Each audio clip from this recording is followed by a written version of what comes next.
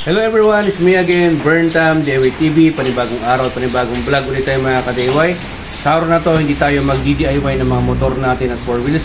Ang gagawin natin ay meron tayong ipapakita sa inyo sa mga tropa natin na nagre-request kung anong spark plug code dito sa Griffin 180 natin. Para sa inyo to, huwag kayo maglilipat ng channel dahil short vlog lang to. Pero syempre, bago natin tuloy ang video, shoutout muna natin ang Analos Vlog, pag-subscribe sa YouTube channel at paki-follow yung Facebook page niya. Syempre, shoutout din natin yung Boss Admin natin. Sa main page natin, si Boss Admin EI.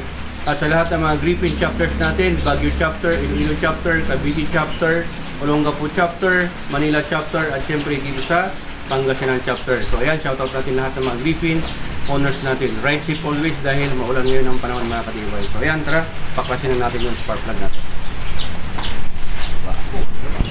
Pag magpapaklas kayo ng spark plug para malaman natin yung code, ito, size 8. Kasi kailangan natin muna natin tanggalin to. Ayan. Yan, dalawang bolt lang ito mga ka-DIY. Ito, ang issue nito, pagka lagi mong binapaklas to ay nauupod. Plastic lang. So, yung plastic nito, itong cover na to. Pakita ko sa inyo. Maya. Yan. Ito yung sinasabi ko sa inyo na naupod mga ka-DIY yun. Sa paghihigpit natin ng paghihigpit, itong plastic na to naupod. Kaya ang gawin ninyo, diskarte, ilagyan nyo ng washer. Kasi baka tumagos na siya mga ka-DIY, parang ganyan, no? Kaya hindi ko masyado maluwag ang kanina kasi tumagos. Dapat kasi yung washer dito sa loob. Yes. Kaya lang hindi kasya. Okay?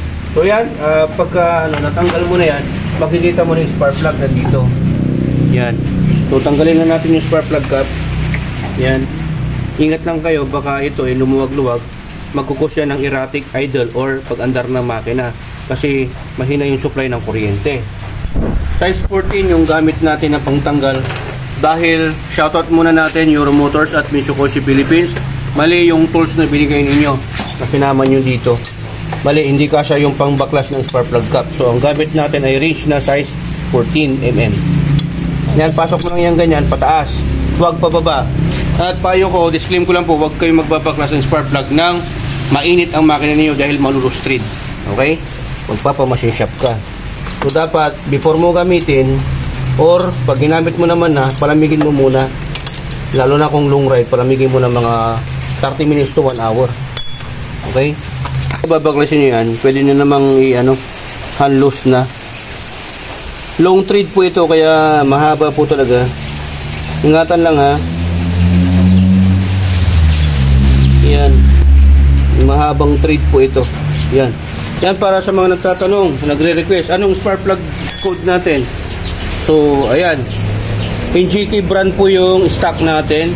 Nakalagay dyan, pakibasa. LM BL 9-9. So, pakiulit yung code. LMAR. Okay. So ayan, sa nagre-request nito kung anong spark plug code natin, siguro gusto magpalit. Ayan, LMAR LMER 8L-9.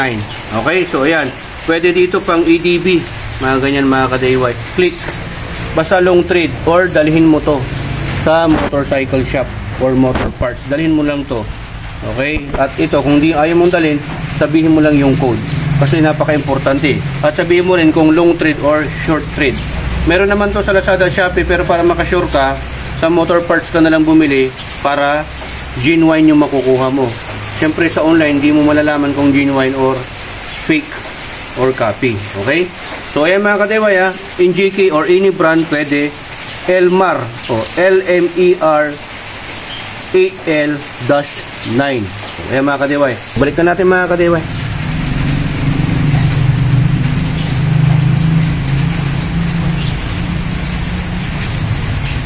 Sa pagbabalik mga ka-DIY, dapat yung hindi lumalaban para hindi siya magkaroon ng low thread.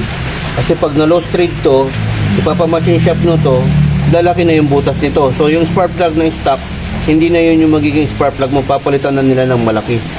Parang sa tornilyo lang yan, palalaki nila yung butas, itutorno nila. Kaya dapat ingatan nyo lagi magbalik at magtanggal or magbaklas ng spark plug nyo para hindi mo low thread. Okay? So sa paghihigpit, huwag yung masyado mahigpit. Yung tama lang na hindi mabaklas para hindi rin malustrig kahit na malamig. So yan, okay na yan. Tapos ito, pag ibabalik nyo yung spark plug cap, dapat tutunog yan 2 beses para maririnig muna nag-lock. 1, ayun, 1, 2. So okay na yan. Tapos balik na rin natin to. Okay? So ayun mga ka-DIY, hoping na nasagot ko yung mga katanungan nyo sa mga nagre-request kung anong spark plug code natin. Ayan, napakita ko na po sa inyo. Elmar or LMER 8L-9. Tama ba, Anonymous Vlog? Yes. Kaya mga ka-DIY, hoping naman natutunan naman po kayo sa vlog content natin sa ngayon. Yan dito sa SPT, natuto ka na, nakatipid ka pa. Dahil sa SPT, sharing is Caring. caring. So ayan, maraming salamat. Tugad of the glory and burn time. Signing off. Yan ay naantay ni Hero.